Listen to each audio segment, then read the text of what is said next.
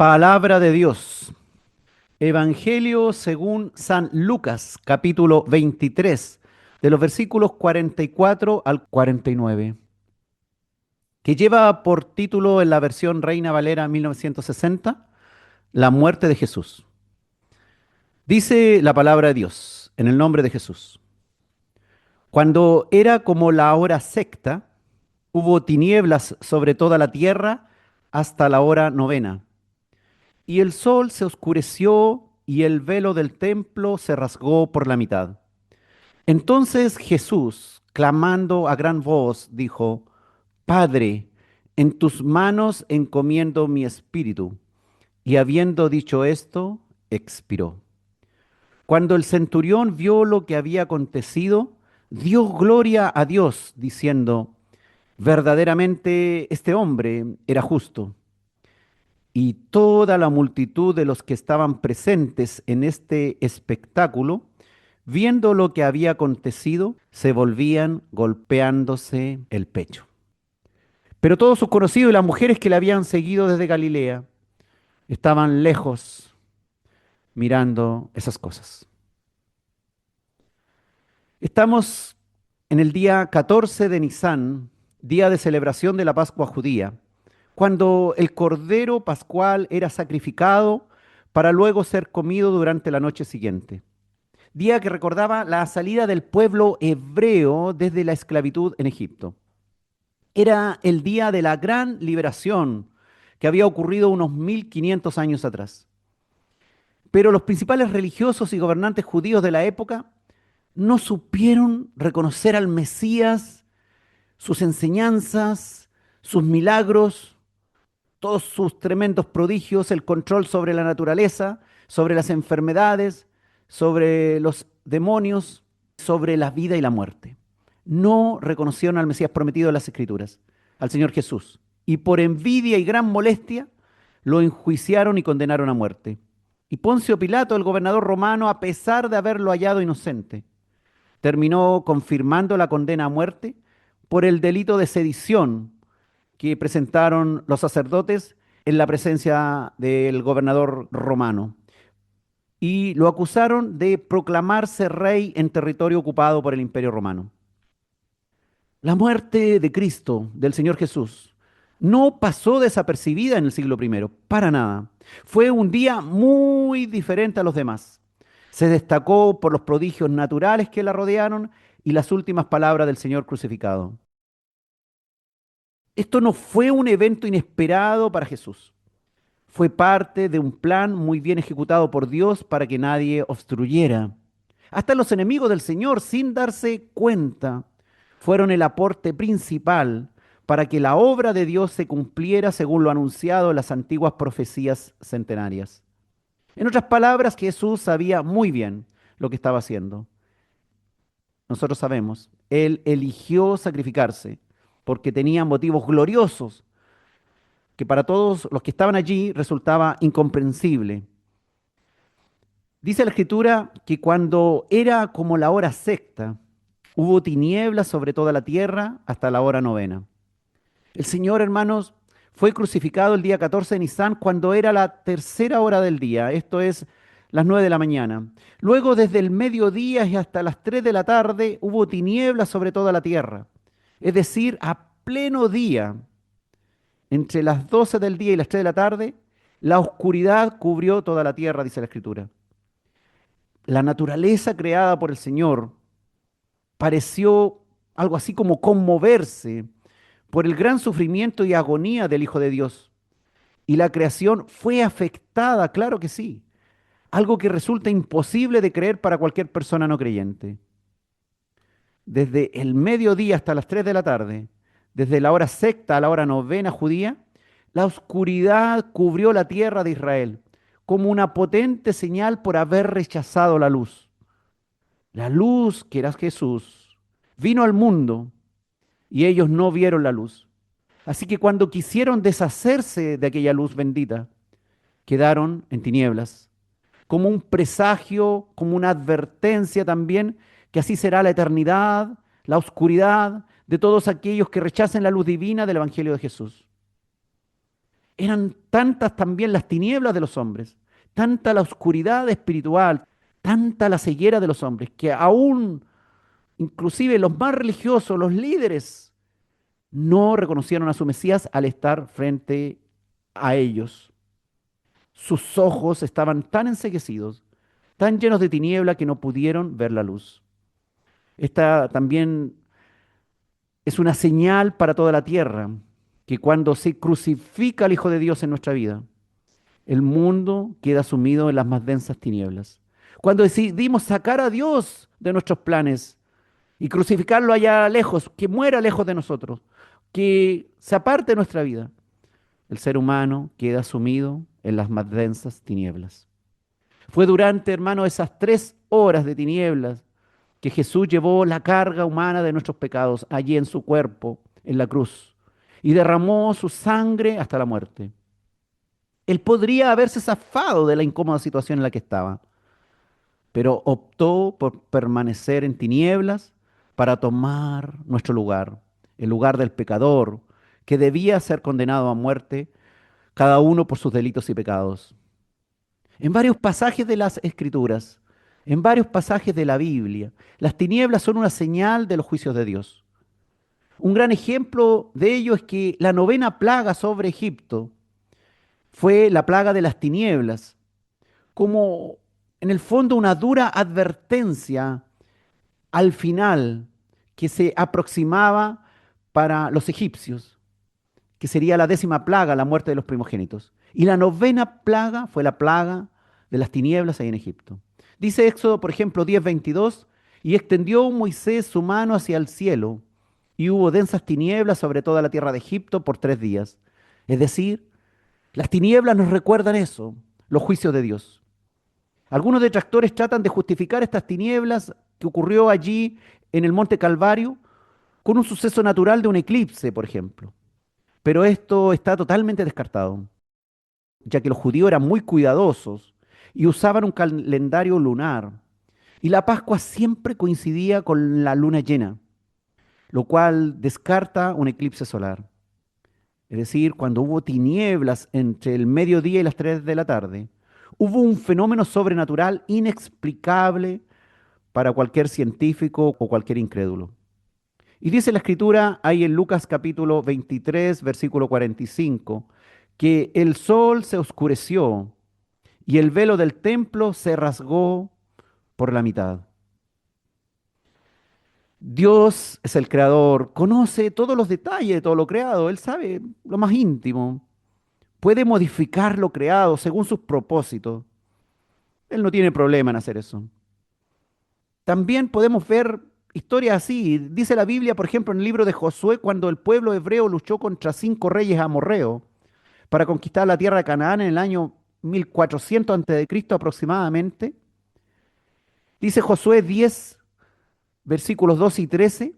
Entonces Josué habló a Jehová el día en que Jehová entregó al amorreo delante de los hijos de Israel y dijo en presencia de los israelitas: Sol, detente en Gabaón, y tú, luna, en el valle de Ajalón.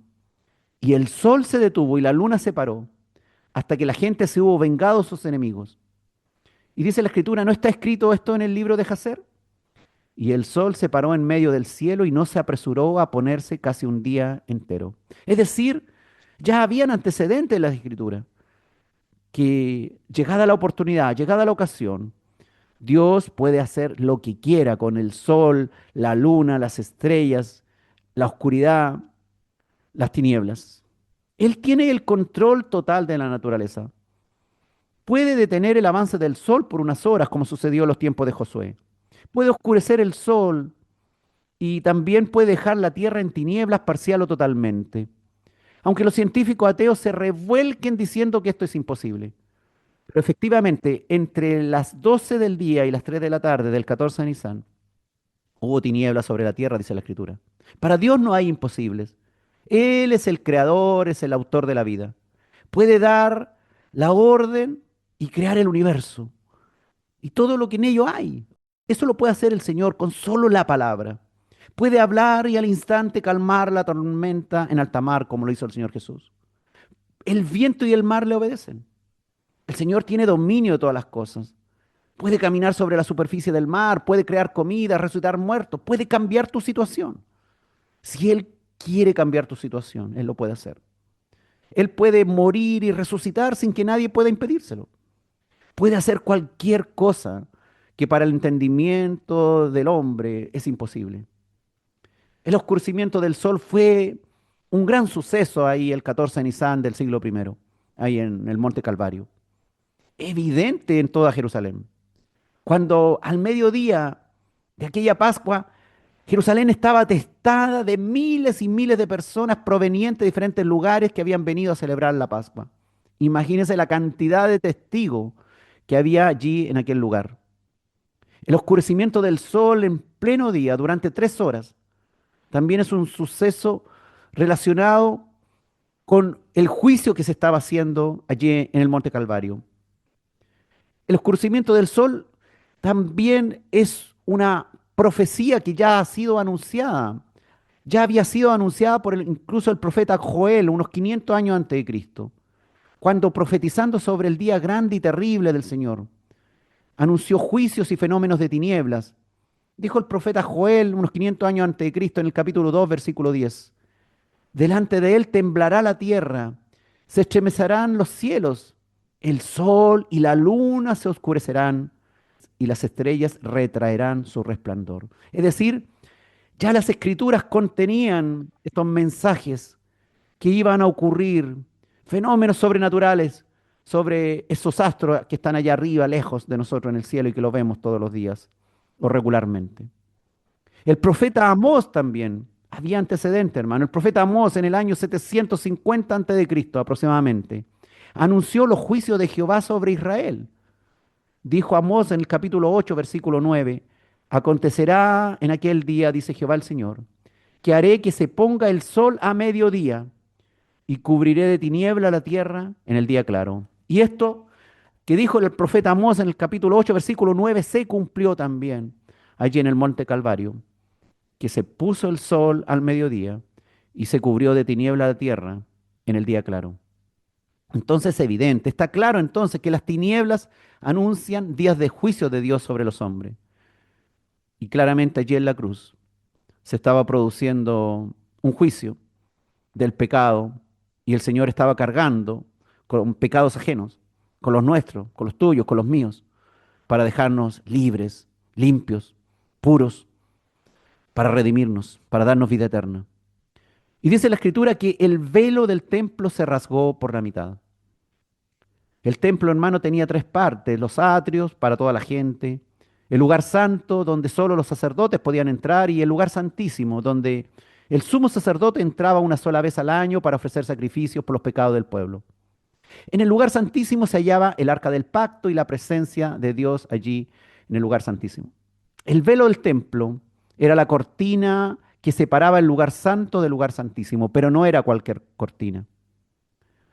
Como decía, solamente el sumo sacerdote entraba en el lugar santísimo una vez al año, en el día de la expiación, para realizar la expiación del pecado del pueblo. Usted puede revisar eso en el libro de Levítico capítulo 16. Y dice la Escritura que el velo se rasgó. El velo que se rasgó era lo que impedía que el lugar santísimo fuera accesible a cualquier sacerdote u otra persona. La Biblia no da mayores datos sobre cómo estaba fabricado aquel velo del templo, pero según la Mishnah, es decir, una fuente judía antigua, en el tratado de Checalim 8, versículo 5, dice que el velo tenía un palmo de grosor. ¿Cuánto es esto? Es decir, el velo tenía un grosor de 8 a 10 centímetros. No era una cortina de unos cuantos milímetros, hermano. Era una cortina de 8 a 10 centímetros de grosor.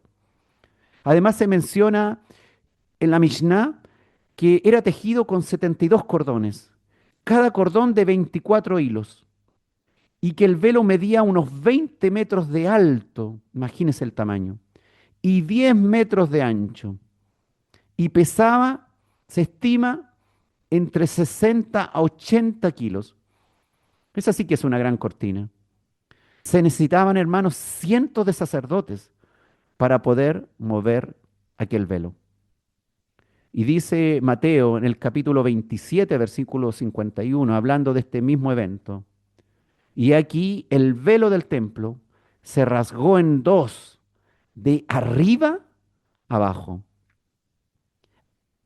Al morir Cristo, el velo del templo se rasgó desde arriba hacia abajo, como señal que Dios mismo lo rasgó.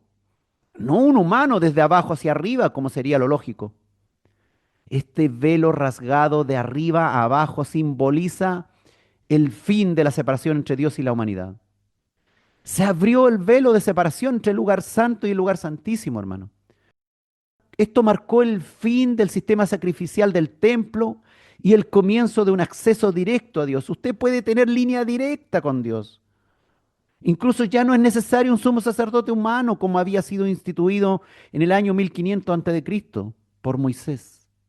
Fue rota la barrera del pecado que separaba a Dios de los hombres. Jesús lo hizo allí, dando a entender que el camino al cielo quedó abierto para todos. Fantástico esto, hermano.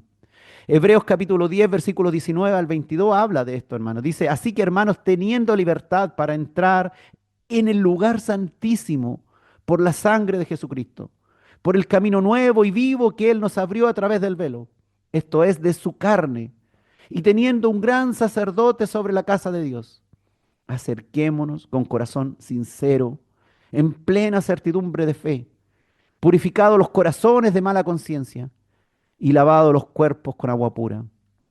Podemos acercarnos a Dios, hablar con Él, hacer algo más cercano que una videollamada. Podemos sentir a Dios en nuestro corazón, que nos habla a nuestra mente, que nos da respuesta, que nos escucha, que con su palabra también nos responde muchas cosas. Con la muerte del Señor Jesús, hermanos, cambió entonces la relación de Dios con el hombre. Al morir un justo, como era el Señor Jesús, alguien puro que no tenía pecado y que no merecía el castigo de la muerte, fue saldada la deuda del pecado de todos los injustos como nosotros, que sí merecíamos morir.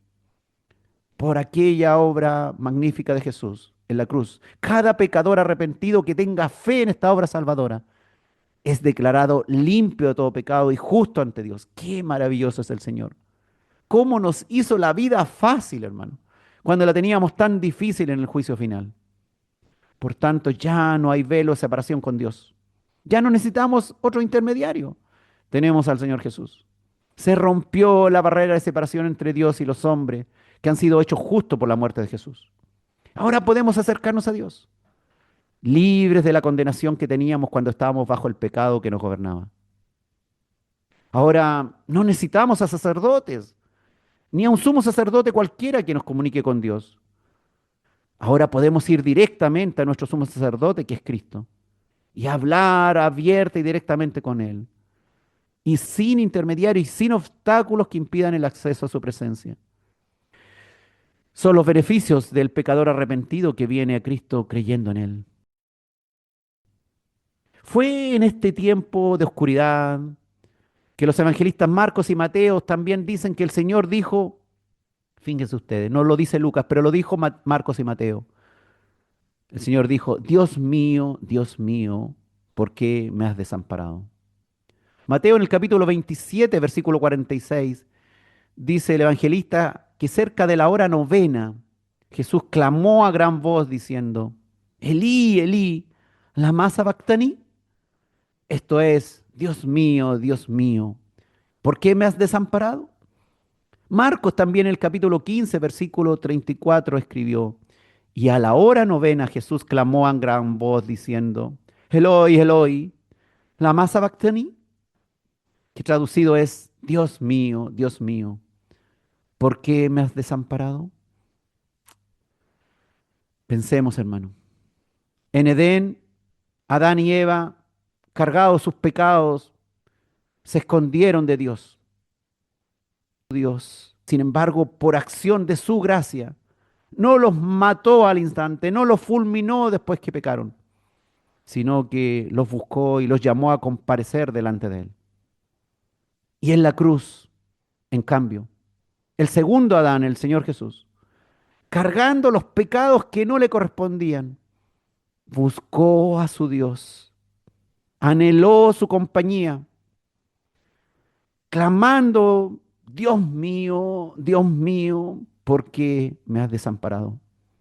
Esa debe ser nuestra actitud cuando estamos cargados, cuando necesitamos acercarnos a una compañía, buscar a Dios. No alejarnos de Él porque hemos fallado. No repetir la escena de Adán y Eva de escondernos de Dios, sino al estar en medio de alguna tiniebla en nuestra vida, acercarnos a Dios y decirle, Padre mío, Dios mío, ¿por qué me has desamparado? O te busco, te necesito, Señor, quiero estar contigo. El Hijo de Dios es el que anhela a su Padre, aquel que aún en medio de sus más grandes dolores y horrores, le busca y anhela su amparo y fortaleza. ¿Puedes hoy clamar al Padre, Dios mío, Padre mío, ayúdame en estos tiempos difíciles? Anhelo en todo tiempo tu amparo, tu compañía, tu consejo. No me quiero sentir desamparado, Dios. Tal vez alguno de nosotros pueda sentirse solo por diversas circunstancias de la vida. Pero así como el Señor Jesús allí en medio de las tinieblas del Monte Calvario, puedas imitarle a Él y decirle, Dios mío,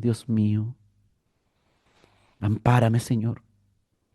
Quiero tu consejo, quiero tu enseñanza, anhelo tu compañía. Y dice la escritura ahí en Lucas capítulo 23, versículo 46. Entonces Jesús clamando a gran voz dijo, Padre, en tus manos encomiendo mi espíritu. Y habiendo dicho esto, expiró. Cumplida, hermanos, la hora en que debía ser sacrificado el Cordero Pascual, esto es a las 3 de la tarde, la hora novena. Era oportuno que el Santo Cordero de Dios entregara su espíritu en sacrificio por el pecado de todos nosotros. Y clamó aquel Cordero Santo de Dios. Clamó a gran voz, dando a entender que Él con plenas fuerzas entregó voluntariamente su espíritu. Y todos los cientos de observadores allí presentes, venidos de los lugares más distantes, pudieron oírle decir esto, para que muchos fueran los testigos de que así Él lo quiso. Él no susurró y no murió agobiado en las últimas fuerzas, sino que Él expiró conscientemente, con pleno control de su situación. No porque la vida le hubiese sido quitada en contra de su voluntad a causa de la cruel flagelación y los clavos, sino porque era la hora exacta en que debía suceder de acuerdo con las Escrituras. La hora novena, a las 3 de la tarde, donde el Cordero Pascual debía ser sacrificado. Estas palabras, hermanos, fueron una cita del Salmo de David, Salmo 31, versículo 5, donde David escribió 1000 años antes de Cristo, en tu mano encomiendo mi espíritu. Este Salmo de David era una oración de confianza hacia Dios, todo este Salmo 31. Un canto de alabanza a la protección divina. Y como te he dicho, fue escrito 1000 años antes de Cristo. Hace 1000 años era una oración que pronunciaba un niño judío al acostarse por la noche. Esas palabras contenían un reconocimiento a Dios de parte del niño, del hijo. Un reconocimiento que Dios guarda seguro a los suyos durante el sueño. Y el Señor Jesús dormiría por algunos días en los brazos y dejó su espíritu encomendado en aquella hora. Jesús hizo aquella tierna oración de confianza, añadiéndole la palabra Padre. Y no le dijo solamente en tu mano encomiendo mi espíritu, sino que le dijo, Padre, papá, en tus manos encomiendo mi espíritu. Y esas deben ser las mismas expresiones que nosotros debemos usar cuando nos acercamos a Dios o cuando nos vamos a dormir o cuando estamos muriendo. Encomendarle a nuestro Padre, decirle, papá, papito Dios, guárdame en el día de mi angustia, guárdame porque tengo miedo, guárdame en toda situación. Aún, hermano, en la dolorosa y angustiante cruz, la muerte fue para Jesús como el quedarse dormido en los brazos de su padre, como un niño judío que se iba a dormir y hacía su oración de confianza hacia Dios y le decía, en tu mano encomiendo mi espíritu. Y dice la Escritura que habiendo dicho esto, expiró. Jesús, hermano, ya había dicho en otra ocasión previa sobre el poder y autoridad que tenía sobre su vida. Ahí en Juan capítulo 10, versículos 17 al 18, dijo el Señor, por eso me ama el Padre, porque yo pongo mi vida para volverla a tomar. Nadie me la quita, sino que yo de mí mismo la pongo. Tengo poder para ponerla y tengo poder para volverla a tomar. Ese es el poder que tiene el autor de la vida sobre su propia vida. Ningún hombre normal puede asegurar esto, que pueda morirse y resucitar cuando quiera. Solamente el Señor Jesús. Nadie puede morir y resucitar cuando Él quiera. Alguien tal vez puede quitarse la vida, pero no puede volver a vivir por su propia voluntad. Lo que dijo en aquella ocasión el Señor Jesús indica que Él puede entregar su vida y puede resucitar. Tengo poder para poner mi vida, pero también tengo poder para volver a tomar mi vida. Por lo general, hermanos, las víctimas de la crucifixión morían muy lentamente. Pasaban a veces varios días en la cruz agonizando y las aves de rapiña venían día tras día y picoteaban el cuerpo y los ojos al crucificado y se los empezaban a comer de a poco. Pero el Señor no entregaría su cuerpo a las aves de rapiña ni moriría agónico, sino que con pleno control mental y espiritual, con una gran voz, entregó su espíritu y murió para concluir el plan diseñado por Dios en la eternidad. Los tres evangelios sinópticos nos recuerdan ese grito final. Mateo capítulo 27, versículo 50, escribió Mateo, mas Jesús, habiendo otra vez clamado a gran voz, entregó el espíritu. Y Marcos dice algo similar en Marcos 15:37. Mas Jesús, dando una gran voz, expiró. Y el evangelista Juan, por otra parte, no menciona el gran grito, pero nos dice que Jesús murió diciendo, tetelestai, consumado es. Ahí en Juan 19:30 dice, cuando Jesús hubo tomado el vinagre, dijo, consumado es. Y habiendo inclinado la cabeza, entregó el Espíritu. Hermano, en griego y en arameo, esta palabra consumado es una sola palabra, tetelestai. Y esa fue la que Jesús dijo en voz muy alta al morir, al entregar su espíritu. Tetelestai en el fondo significa terminé el trabajo. En el fondo murió el Señor con un grito de triunfo en sus labios porque había terminado su trabajo. Para que muchos oyeran, para que todos esos mirones que estaban allí fueran testigos y contaran luego a otros lo que había ocurrido allí en ese lugar.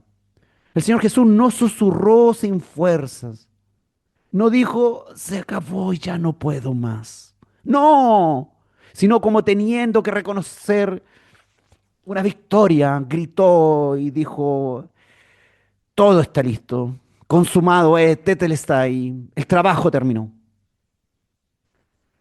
Él no murió agónico, con una voz susurrante, como teniendo que reconocer una derrota, sino que gritó a gran voz y proclamó su triunfo como el vencedor que había derrotado definitivamente al enemigo en el último enfrentamiento y que había completado una gloriosa misión.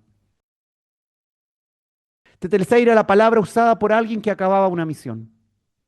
Consumado es significaba el trabajo encargado ha sido terminado completamente. Era la frase que decía un labrador a su amo cuando acababa su labor en el campo.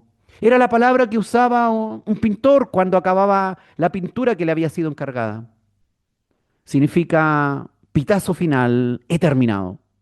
Así gritó Cristo crucificado. La victoria es para siempre. He borrado la consecuencia del pecado de Adán y de todas sus generaciones. He hecho libres a miles, a los que hoy oyen. Consumado es, dijo el Señor ahí en la cruz. He cargado tus pecados.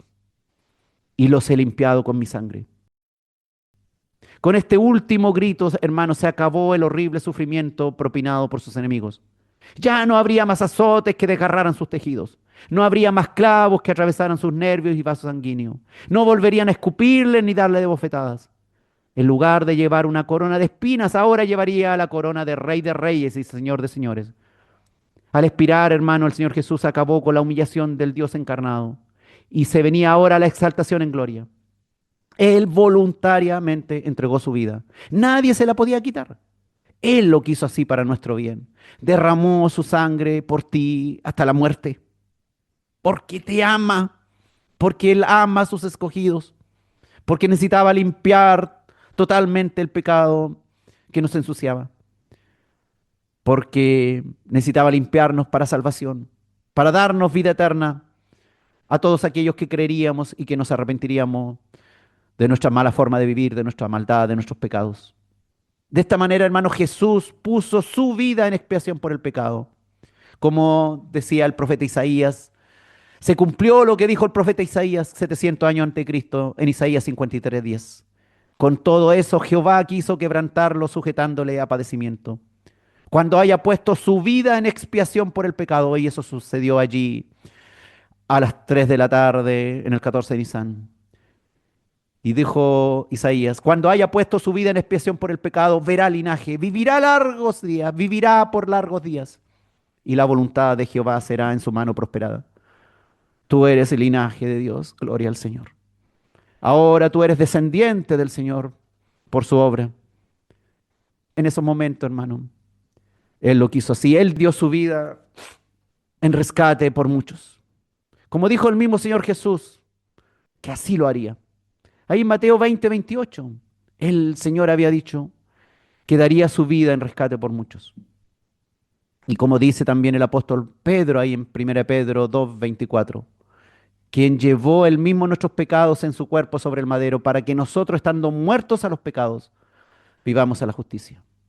Y aquel día 14 de Nisan, en el siglo primero, día de celebración de la Pascua judía, murió Jesús en la cruz, derramando su sangre por nuestros pecados, y se cumplió la profecía de Isaías, escrita 7 siglos atrás en Isaías 53, versículo 5. Mas él herido fue por nuestras rebeliones, molido por nuestros pecados. El castigo de nuestra paz fue sobre él, y por su llaga fuimos nosotros curados. Y dice Lucas capítulo 23, versículo 47. Cuando el centurión vio lo que había acontecido, dio gloria a Dios, diciendo, verdaderamente este hombre era justo. La responsabilidad de ejecutar la sentencia del gobernador Poncio Pilato estaba a cargo de una cuadrilla de soldados encabezadas por un centurión. Ellos debían vigilar a los crucificados para que nadie intentara, por ejemplo, un rescate. Dice el mismo Lucas que los soldados se repartieron sus vestidos tal cual las escrituras lo señalaban. También dice que los soldados se burlaban de él, diciendo que si era el rey de los judíos, que se salvara a sí mismo y se bajara de la cruz. Pero después de unas 6 horas al pie de la cruz, el centurión romano tuvo una actitud poco usual e hizo una declaración sorprendente. Dice la escritura que dio gloria a Dios, diciendo, verdaderamente este hombre era justo, reconociendo con ello que estaba limpio de toda maldad y por tanto no era culpable de los delitos que lo habían condenado y del cual él mismo como centurión había dirigido la crucifixión. El evangelista Mateo agrega que también este centurión dijo que Jesús era hijo de Dios. Mateo capítulo 27, versículo 54. El centurión y los que estaban con él guardando a Jesús, visto el terremoto y las cosas que habían sido hechas, temieron en gran manera y dijeron, el centurión y los que estaban con él guardando a Jesús, verdaderamente este era hijo de Dios. Y Mateo dice que no solamente fue el centurión, sino que también los que estaban guardando a Jesús, los otros soldados, y reconocieron al que había expirado, que era hijo de Dios. No solamente el centurión entonces, sino también los que estaban con él dijeron esto. Algunos dicen que el centurión no estaba confesando a Cristo como el Hijo de Dios porque falta el artículo definido el Hijo de Dios. Pero también falta en Mateo capítulo 4, versículo 3, cuando Satanás tentó a Jesús en el desierto y le dijo, si eres hijo de Dios, no le dijo si eres el hijo de Dios, sino si eres hijo de Dios, di que estas piedras se conviertan en pan. Y también volvió a decirle Satanás lo mismo en Mateo 4, versículo 6, si eres hijo de Dios, no si eres el hijo de Dios.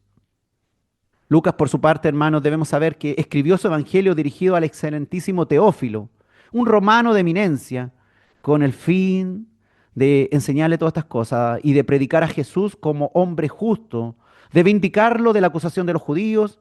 Por ello, tal vez no escribió que el centurión dijo que era hijo de Dios, sino que era hombre justo. O tal vez dijo las dos cosas, lo más probable que sí, dijo las dos cosas.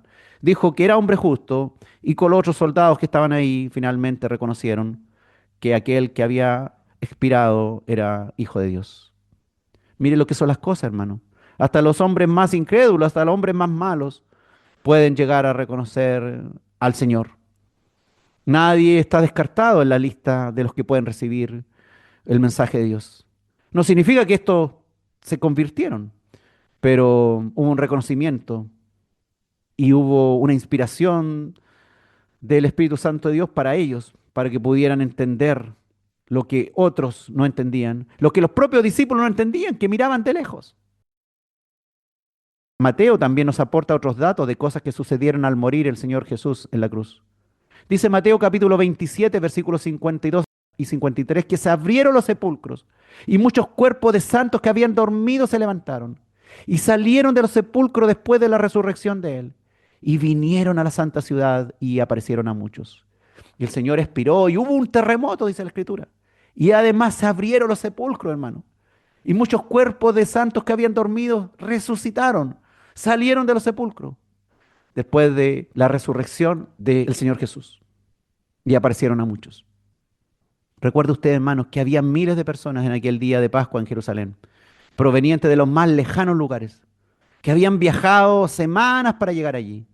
Así que todos estos fenómenos naturales, el oscurecimiento del sol, las tinieblas sobre la tierra, el terremoto, todas estas cosas que ocurrieron dejó miles de testigos que repartieron luego estas noticias en sus respectivos pueblos. Dice ahí en Lucas capítulo 23, versículo 48, y toda la multitud de los que estaban presentes en este espectáculo, viendo lo que había acontecido, se volvían golpeándose el pecho. Sucedió algo insospechado, hermano. Aquella multitud que miraba al principio sin conmoverse, o incluso aquellos que se burlaban, fueron profundamente afectados por todos estos eventos que sucedieron en el Monte Calvario. De hecho, uno de los ladrones se arrepintió en el proceso de la crucifixión, porque al principio también le injuriaba, mas luego se confesó ante Dios y pidió un lugar en el reino de Dios y Dios le concedió. El evangelista Lucas relata que hubo una extraña compunción y angustia de la multitud que observaba después de la muerte del Señor Jesús. Probablemente gatillada también por todos estos fenómenos sobrenaturales de los cuales fueron testigos. Ocurrió entonces algo impresionante. Estos mismos que eligieron dejar libre a Barrabás en vez de Jesús, tal vez fueron los mismos que pidieron a gritos que fuera crucificado. Y cuando ya estaba crucificado se burlaban de él o pasaban al lado suyo meneando la cabeza. Y otros le decían que si era el Cristo que se bajara de la cruz. Luego de logrado el objetivo, no se quedaron felices celebrando, sino que algo extraño ocurrió en aquella multitud. Se afligieron, dice la Escritura. Regresaron a sus labores golpeándose el pecho en señal de remordimiento. Definitivamente aquel 14 de Nisan no fue un día cualquiera. No fue una Pascua típica, fue una Pascua radicalmente diferente a todas las demás. Este impacto, hermano, fue tremendo. Este impacto fue causado por los fenómenos sobrenaturales ocurridos, las tinieblas durante 3 horas, el oscurecimiento del sol, el terremoto, y también, por supuesto, la actitud del Señor como cordero en el matadero para enfrentar su muerte. Realmente fue similar a la muerte de un tierno cordero, pues pacíficamente soportó el sacrificio. La muerte de aquel controvertido milagrero y gran maestro venido de Galilea consiguió conmover al populacho. Fue una muerte muy distinta a la que habían visto a lo largo de toda su vida. De seguro nunca más vieron morir un crucificado donde el sol se oscureciera y hubiera tinieblas sobre la tierra durante 3 horas. Y hubiera un terremoto cuando él expirara. Y que expirara entregando su vida. No, los crucificados no morían así. Los crucificados morían lentamente durante varias horas y ya sin fuerza dejaban de respirar, dejaban de hablar, no tenían voz para nada. Se les secaba el paladar, se le pegaba la lengua y ya no podían pronunciar una sola palabra. Pero la muerte del Señor Jesús fue totalmente diferente. La muerte de Jesús tuvo el efecto que no había tenido su vida y su grande enseñanza y milagro. Quebrantó el duro corazón humano. Se estaba empezando a cumplir el dicho de Jesús que aparece ahí en Juan capítulo 12, versículo 32. Dijo el Señor, y yo, si fuere levantado de la tierra, a todos atraeré a mí mismo. Y eso sucedió precisamente en la resurrección. El imán de la cruz empezó a producir efecto en el mismo momento de la muerte de Jesús. Y muchos se volvieron compungidos, golpeándose el pecho. Y eso que aún faltaba algo muy importante. La resurrección al tercer día, en el primer día de la fiesta de las gavillas. Y faltaba aún el derramamiento del Espíritu Santo en la fiesta de Pentecostés. Dice Lucas capítulo 23, versículo 49. Pero todos sus conocidos y las mujeres que le habían seguido desde Galilea estaban lejos mirando esas cosas. Aquellos principales compañeros y seguidores de Jesús, incluidas mujeres, venidos desde la provincia de Galilea a la fiesta de Pascua en Jerusalén de Judea, solo fueron simples observadores. Nadie se atrevió a presentar defensa o algún testimonio en favor del Señor Jesús. Todos se quedaron como congelados.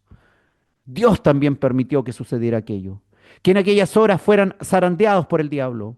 Era la hora de las tinieblas para que nadie tratara de ayudar a Jesús, para que nadie fuera estorbo a Dios en su plan que él mismo cargaría solo el pecado de todos, sin ningún tipo de ayuda humana. Y estos amigos del Señor, estos conocidos, estos discípulos, estaban tan lejos de Jesús que, por ejemplo, cuando el Señor no pudo llevar el madero de su cruz camino al Monte Calvario, un extranjero venido de África, Simón de Cirene, fue indicado por los romanos para que le ayudase.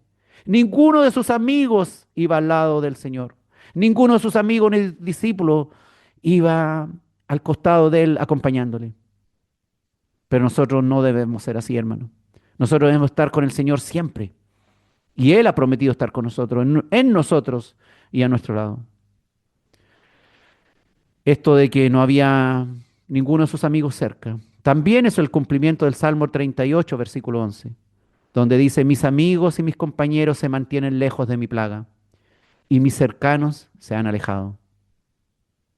Dice la Escritura que algunas pocas mujeres y el apóstol Juan acompañaron a su madre María a los pies de la cruz para oír unas palabras especiales dirigidas por el Señor hacia María y el apóstol Juan, que a su vez era primo del Señor Jesús. Tal vez, hermano, estas mujeres que miraban de lejos fueron las últimas personas que dejaron la cruz. Y fueron las primeras personas que 3 días después llegaron a la tumba vacía. Los amigos y discípulos del Señor estaban tan distantes del Señor que solo gracias a la intervención del fariseo Nicodemo y de José de Arimatea pudieron bajarlo de la cruz y darle una honrosa sepultura.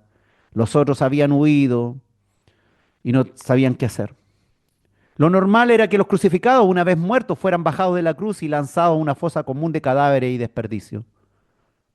Pero el Señor tuvo una sepultura entre ricos. Y Nicodemo y José de Arimatea serían los que estarían allí. Pero ¿quiénes eran aquellas mujeres que miraban desde lejos? El evangelista Mateo detalla quiénes eran. Dice Mateo 27, versículos 55 y 56, que estaban allí muchas mujeres mirando de lejos, las cuales habían seguido a Jesús desde Galilea, sirviéndole, entre las cuales estaban María Magdalena, María la madre de Jacobo y de José, y la madre de los hijos de Zebedeo. El evangelista Marcos también señala quiénes eran. Dice Marcos capítulo 15, versículos 40 al 41, que también había algunas mujeres mirando de lejos, entre las cuales estaban María Magdalena, María la madre de Jacobo el menor y de José, y Salomé, que entendemos era la madre de los hijos de Zebedeo, quienes cuando él estaba en Galilea le seguían y le servían, y otras muchas que habían subido con él a Jerusalén. Algunas de estas mismas mujeres, hermanos, estuvieron presentes en su sepultura. Por ejemplo, veremos en los próximos capítulos, en Lucas 23:55, que las mujeres que habían venido con él desde Galilea siguieron también y vieron el sepulcro y cómo fue puesto su cuerpo.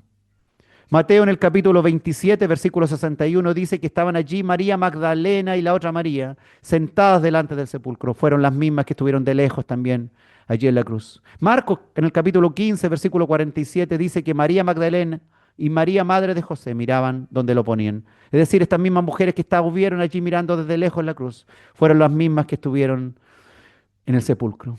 También fueron mujeres, hermanos, sabemos, las primeras testigos de la resurrección, porque ellas se propusieron ir al sepulcro a ungir el cuerpo muerto de su Señor. Ellas estuvieron, aunque de lejos, pero el Señor nos llama a una intimidad más cerca. No a mirarle de lejos, sino a estar cerca de Él. No a seguir este evangelio de lejos, sino a seguirlo muy cerca. La estemos pasando mal, la estemos pasando bien, como sea, debemos estar cerca del Señor. No porque haya momentos difíciles nos vamos a alejar del Señor. No estar siempre con Él, al pie de Él, junto con Él. Lucas nuevamente no menciona los nombres de las mujeres cuando ocurrió la resurrección, pero veremos en los próximos capítulos que nos contó que fueron ellas mismas las primeras testigos de la resurrección. Veremos en los próximos capítulos, hermano, en Lucas 24:1, que el primer día de la semana, muy de mañana, y vinieron al sepulcro trayendo las especies aromáticas que habían preparado y a algunas otras mujeres con ella. Y Mateo, nuevamente, veremos que él dio los nombres de las que fueron al sepulcro. Pasado el día de reposo, dice, al amanecer del primer día de la semana vinieron María Magdalena y la otra María a ver el sepulcro. Dice también Marcos, da los nombres ahí en Marcos 16, versículos 1 y 2, que cuando pasó el día de reposo, María Magdalena, María la madre de Jacobo y Salomé, como habíamos leído, compraron especie aromática para ir a ungirle, y muy de mañana, el primer día de la semana, vinieron al sepulcro, ya salido el sol. Así que algunas de las mismas personas que fueron testigos de la muerte del Señor, convencidas que así había sido, que el Señor efectivamente murió en la cruz, fueron 3 días más tarde al sepulcro para ser testigos oculares del evento más grandioso que fue ver al Señor Jesús resucitado. Si Jesús hubiera muerto pero no resucitado, vana sería nuestra fe. De nada hubiera servido su muerte si Dios no hubiese aceptado su ofrenda en la cruz. La resurrección de Cristo demuestra, hermano, que efectivamente Él tenía poder, como Él dijo, para dar su vida y volver a tomar aquella vida para ponerla nuevamente en funcionamiento. Tenía poder para volverla a tomar. Su muerte, hermano, ya sabemos, borra nuestros pecados. Ya no eres un pecador que va a condenación. Su sangre derramada te dejó puro, limpio. Si vuestros pecados fueren como la grana, como la nieve, serán emblanquecidos. Si fueren rojos como el carmesí, vendrán a ser como blanca lana, dijo el profeta. Porque así lo estableció soberanamente el Todopoderoso.